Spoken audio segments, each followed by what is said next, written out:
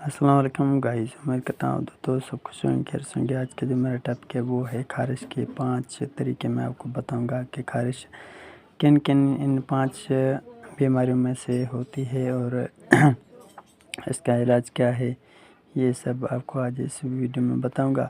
کہ اگر آپ میرے چینل پر نئے ہیں تو میرے چینل شیوکا میڈیسن کو سبسکرائب کریں، ویڈیو کو لائک کریں، ساتھ میں بیل آئیکن پریس کریں تاکہ ایسی نئے ویڈیو آپ تک آ سکیں۔ خارش ایک عام علامت ہے جو مختلف وجوہات کی بنا پر ہو سکتی ہے، جیسے جلد کی خشکی، الرجی، ایگزیما، دانت، فنگس، جوئیں، جلدی بیماریاں مثلا سورائسس یا جگر گردے کی بیماریاں۔ کچھ دواؤں کے سائیڈ افیکٹ کے ذہنی دواؤں یا سٹریس کی وجہ سے خارش ہوتی ہے۔ میں آپ کو خارش کے آج میں مکمل آپ کو 5 طریقے بتاؤں گا کہ مکمل علاج کا انحصار وجہ پر یا مختلف اقسام کے خارش اور ان کا علاج دیا جا رہا ہے۔ پہلا اسٹیپ، خارش کا جلد کی خشکی کی وجہ سے خارش کے علاج۔ موئسچرائزیشن لوشن یا کریم جیسے ویزلین، ڈرموویٹ یا ایووین۔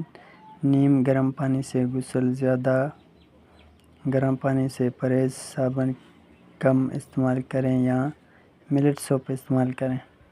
اور دوسرا اسٹیپ، فنگس دانت کی وجہ سے خارش۔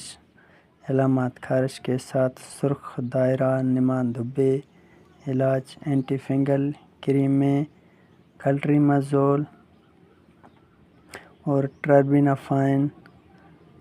زبانی گولیاں، اگر زیادہ پھیل چکی ہو تو فلوکونازول کیپسول یا ٹیبلٹ استعمال کر سکتے ہیں۔ کپڑے صاف اور خشک جگہ، پسینے سے بچیں۔ دوسرا ہے فنگس جیسے کلوٹرامازول کیپسول یا کریم، اور اس کے بعد ٹربینافائن جیسے اس میں فنگ ٹیبلٹ ہوتی ہے، ٹربینافائن ٹیبلٹ ہوتی ہے یا ٹربین ٹیبلٹ ہوتی ہے، یہ آپ استعمال کر سکتے ہیں۔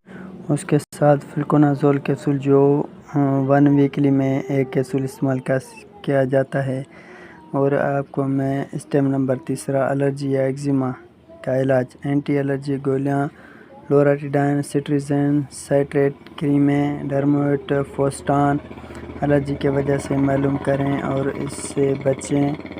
مثلا صابن، پرفیوم، کھانے کی چیزیں، ایسے دوائیں استعمال کی جاتی ہیں الرجی یا ایگزیما کے علاج۔ لوراٹیڈائن جیسے ٹیبلٹ، سٹریزن ریجیکس، زائریٹیک اور بہت ہی ادویات ہیں، ڈرموویٹ کریم، اینٹومنٹ جو بھی ہیں اس کے لیے استعمال کر سکتے ہیں آپ۔ اور نمبر 4، جوئیں یا کیڑے کی وجہ سے خارش جیسے اسکابیز بولتے ہیں اسکابیز خارش۔ عام علامات، رات کو خارش زیادہ ہونا، انگلیوں کے درمیان یا پرائیویٹ حصوں میں خارش۔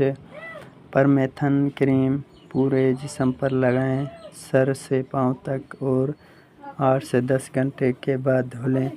تمام کپڑے، بیڈ شیٹ وغیرہ گرم پانی سے دھوئیں۔ گھر کے تمام افراد کا علاج ایک ساتھ کریں۔ اس کے لیے ہوتی ہے اسکابیز خارش جو ایک وائرس کی نما پھیل جاتی ہے جو سارے گھر کے